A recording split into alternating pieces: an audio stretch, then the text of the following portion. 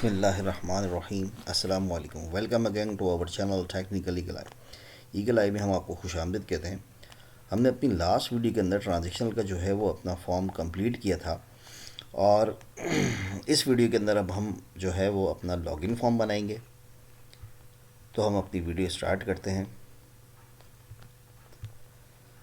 तो हम अपना जो है अपना लॉगिन फॉर्म जो है इस वीडियो के अंदर अपना डिज़ाइन करेंगे। तो उससे पहले हमारी जो एक लास्ट जो चीज़ रह गई थी, जो हमारे ट्रांजेक्शनल टेबल जब हम डिज़ाइन कर रहे थे, उस वीडियो के अंदर हमने आपसे कहा था कि हम अपने जो है वो हेड ऑफ़ अकाउंट के जो फॉर्म है उसके अंदर जो है हम वो पहले स्विचिंग के बटन्स लगाएंगे, जो कि हमने टाइम की बचत के लिए ऑलरेडी लगाए हैं। लेकिन हम आप इसकी डिटेल आपको इसमें बता देते हैं, जो कि आप आसानी से ख़ुद भी डिज़ाइन कर सकते हैं।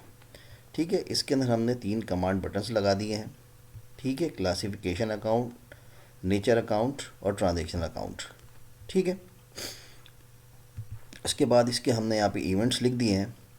ठीक है, और इसके हमने अपने हिसाब से एक तस्वीर डिज़ाइन करके, जो ये क्लासिफिकेशन अकाउंट लिखा हुआ, नेचर ऑफ अकाउंट लिखा हुआ, इसकी इमेज यहाँ पे फिक्स करा दी है। ठीक है, उसके बाद इन कमांड बटन्स की जो है हमने इवेंट्स लिख दिए हैं। तो हमने पहला अपना बटन सेलेक्ट किया क्लासिफिकेशन अकाउंट का, और इसका क्लिक के ऊपर जो प्रोसीजर लिखा है उसके अंदर सिंपली, जो हम अपने हर वीडियो में आपको बता चुके हैं किस तरीके से फॉर्म खुलता है, तो ये सिंपली जो है ये फॉर्म के दरमियान स्विचिंग है, ये एक फॉर्म से दूसरे फॉर्म के ऊपर स्विच। ठीक है, तो जब हम क्लासिफिकेशन अकाउंट के ऊपर स्विच करना चाहते हैं तो हम सिंपली उसके ऊपर जो प्रोसीजर लिखा है वो मैक्रो की कमांड उसी तरीके से जो हम लिखते हैं, डू cmd.open फॉर्म।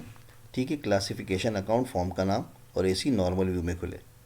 ठीक है, इसी तरीके से हमने यहाँ पे अपना नेचर जो अकाउंट ये वाला, ठीक है, इस कमांड बटन के ऊपर क्लिक का प्रोसीजर लिखा है, do cmd.open nature of account ऐसी नॉर्मल फॉर्म। ठीक है, और ये लास्ट वन हमारा ट्रांजैक्शनल फॉर्म को ओपन करने के लिए इसके कमांड बटन के ऊपर क्लिक के इवेंट पे हमने जो प्रोसीजर लिखा है वो डू cmd.open ट्रांजैक्शनल अकाउंट और ऐसी नॉर्मल। ठीक है, तो अब हमारा जो है चार्ट ऑफ अकाउंट कंप्लीट हो गया है। इसके बाद अब हम जो अपना नेक्स्ट वीडियो स्टार्ट करेंगे वो हमारा लॉगिन फॉर्म का है। तो हम अपने लॉगिन फॉर्म में डिज़ाइन व्यू में चले जाते हैं, जो हमने ऑलरेडी डिज़ाइन किया हुआ है वक्त की बचत के लिए। ठीक है, बहुत ही सिंपल सा फॉर्म बना है। इस फॉर्म के अंदर जो हमने इसकी प्रॉपर्टी में फॉर्मेट पे एक इमेज डिज़ाइन की है। ठीक है, और इसको यहाँ इमेज जो है वो सेट कर दी है। ठीक है, उसकी टाइप एम्बेडेड रखी हुई है। ठीक है, सेंटर रखी हुई है, अलाइनमेंट वगैरह, और इसकी जो साइज़ जो होता है मोड वो स्ट्रेच कर दी है ताकि पूरे फॉर्म पे इमेज आ जाए। अब उस इमेज के हिसाब से हमने अपने कंट्रोल्स, लेबल कंट्रोल्स 1 2 3 4, ये लेबल कंट्रोल्स इसके हिसाब से फॉर्म पर रख दिए हैं, और इसके साथ 2 टेक्स्ट बॉक्स 1 2 जो कि हमारा ऑथेंटिकेशन का है और ऑथेंटिकेशन कोड यानी पासवर्ड का है। ठीक है, तो बड़ा एक पुराना सा वो लगता था लॉगिन फॉर्म, तो हमने नई उसके लिए हमने इसको सिस्टम ऑथेंटिकेशन के नाम से ये फॉर्म बना दी है, जो कि लॉगिन का काम कर रहा है। ठीक है, अच्छा, आपका ये जो पासवर्ड वाला जो है, ठीक है, जो कि यूज़र पासवर्ड इंटर करता है को आपको टेक्स्ट जो है वो हाइड करनी होती है किसी स्पेशल करेक्टर से। ठीक है, तो उसके लिए हमने जो है इसका उसी तरीके से पासवर्ड का इनपुट मास्क जो है वो सेट कराया हुआ है, जो कि आपको हमने लास्ट वीडियो में भी बताया था कि इनपुट मास्क के अंदर मुख्तलिफ़ किस्म के आपको इनपुट मार्क्स दे रहा होता है, जिसके अंदर आपके phone number, social security number, zip code, extension वगैरह। तो यहाँ पे हमने उसका पासवर्ड सेट कर दिया है। ठीक है, तो जब आप कोई भी चीज़ इस पर टाइप करेंगे तो वो स्टैरिक में शो करेगा। सही है, इस तरीके से हम इसकी अपनी जो पासवर्ड है उसको हाइड कराते हैं स्पेशल करेक्टर से, स्टैरिक से। ठीक है, अब उसी तरीके से सिंपली जो क्विट का हमारा बटन है उसके ऊपर हमने इवेंट उसी तरीके से क्लोज फॉर्म का लिखा हुआ है। ये देखिए, ठीक है, एप्लीकेशन डॉट क्विट, यानी कि अगर जब ये ऑथेंटिकेशन का जो फॉर्म है जब आप इसको क्लोज करेंगे तो पूरी एप्लीकेशन से क्विट हो जाएंगे। तो उसके लिए कोड होता है हमारा application dot quit dot A C quit save all. ठीक है, ये क्लिक करने पे जब ये इवेंट्स जब ये फायर होगा तो आपकी पूरी एप्लीकेशन बंद हो जाएगी। ठीक है, क्योंकि जब आप लॉगिन का फॉर्म बंद करते हैं तो इसका मतलब है कि आपने पूरी एप्लीकेशन जो है वो क्लोज कर दी। नेक्स्ट हमारा ओके का है। अच्छा, यहाँ आपको कुछ चीज़ें नई देखने को मिलेंगी। ठीक है, यहाँ भी हमने उसी तरीके से वैलिडेशन चेक कराया हुआ इस फॉर्म वैलिडेशन, जो कि हम अपने हर फॉर्म में कराते हैं कि कोई कंट्रोल्स अगर खाली है तो ये हमें एरर देगा कि भाई इस जो आपके कंट्रोल में है इसके अंदर आपने कोई वैल्यू एंटर करनी है। अगर ये हमारा आईडी का जो है टेक्स्ट बॉक्स अगर ये खाली होगा तो ये हमें मैसेज देगा कि यूज़र आईडी नॉट प्रोवाइडेड। ठीक है, और उसके बाद उसके एक्सक्लेमेशन का जो है साइन के साथ जो है वो आपका मैसेज बॉक्स आएगा जिसके नाम के टाइटल पे लिखा होगा वैलिडेशन एरर, और वो आपका फोकस जो है वो यूज़र आईडी के टेक्स्ट बॉक्स पे सेट कर देगा। ठीक है, और इस वैलिडेशन को जो है वो रिटर्न कर देगा फॉल्स, क्योंकि ये एक बूलियन फंक्शन है। ठीक है, जो कि हमने यहाँ पे बताया हुआ है कि ये फंक्शन जो हम लिख रहे हैं वो बूलियन है जो कि रिटर्न करेगा ट्रू एंड फॉल्स। ठीक है, तो ये वैलिडेशन जो है वो फॉल्स हो जाएगा। नेक्स्ट इस तरीके से पासवर्ड को भी चेक कराया हुआ है। ठीक है, जो पासवर्ड जो है वो अगर वो रिटर्न करेगा फॉल्स तो वो यही मैसेज देगा आपको कि जो आपने पासवर्ड जो है उसके अंदर प्रोवाइड नहीं किया।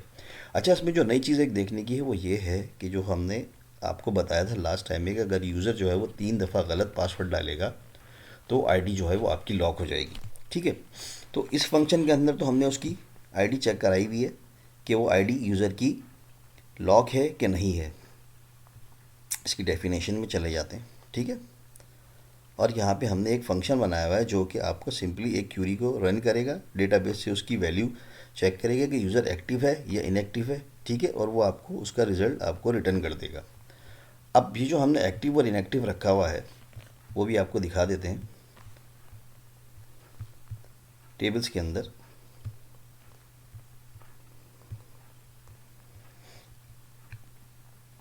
जो कि हमने एक टेबल बनाया हुआ है यूज़र इन्फो का।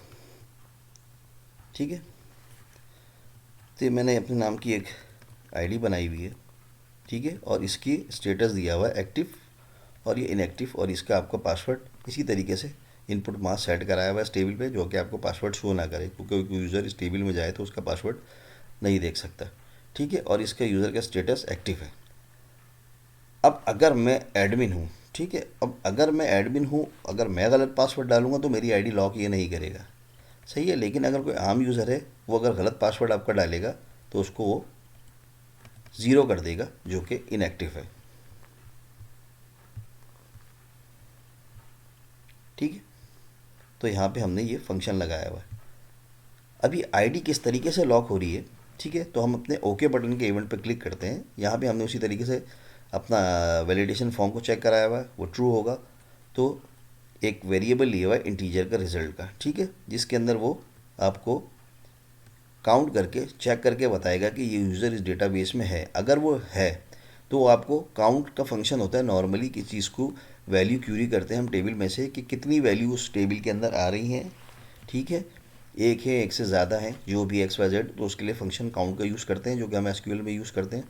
ठीक है, और यहाँ पे हमने उसकी यूज़र की आईडी चेक करा दी है। ठीक है, और उसका स्टेटस चेक करा है कि 1।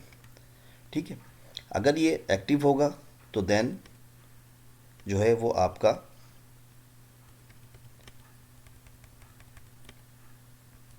फॉर्म जो है वो स्विच बोर्ड का वो नॉर्मल उसमें खोल देगा। ठीक है, ये देखिए।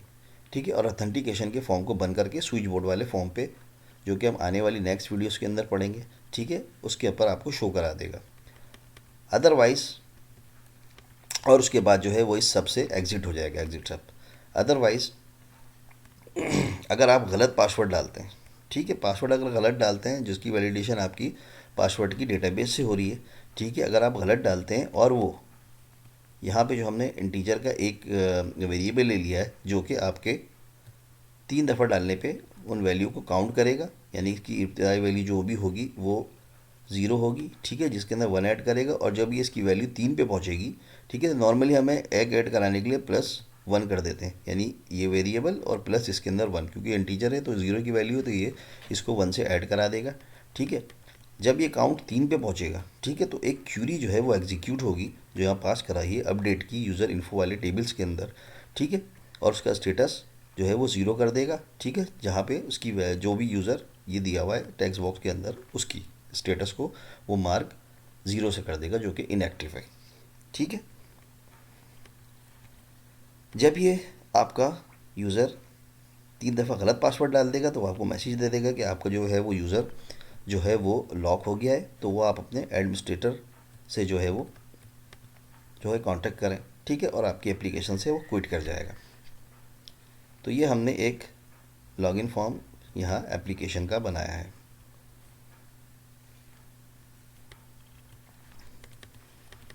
ये देखिए इसका कोड पूरा कंप्लीट ये आपको दिखाया हुआ है, जो कि आप वीडियो लॉक करके स्टॉप करके आप ये सारा कोड आराम से लिख सकते हैं। जब आप पासवर्ड इसमें सही डालेंगे तो आपका स्विच फॉर्म जो है वो लॉगिन हो जाएंगे। तो हम इसमें चेक कर लेते हैं।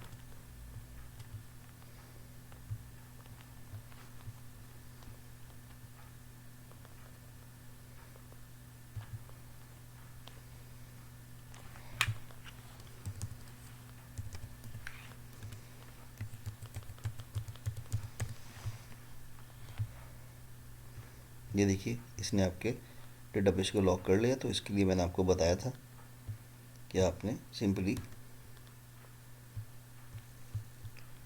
डेटाबेस टूल पे जाके इसका कॉम्पैक्ट एंड रिपीट डेटाबेस की यूटिलिटी चला देनी है।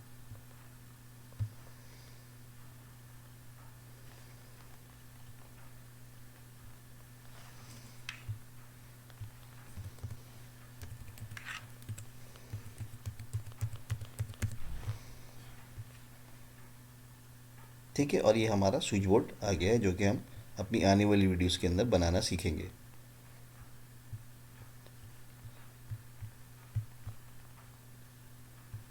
और आप अगर से स्विच फॉर्म से लॉग आउट करेंगे तो ये एप्लीकेशन से आप बाहर निकल जाएंगे, वापस लॉगिन फॉर्म पे आ जाएगा। तो ये था आज की हमारी वीडियो, जो हमने आपको इसके अंदर आपका ऑथेंटिकेशन फॉर्म बनाना यानी लॉगिन फॉर्म बनाना सिखाया माइक्रोसॉफ्ट एक्सिस के अंदर।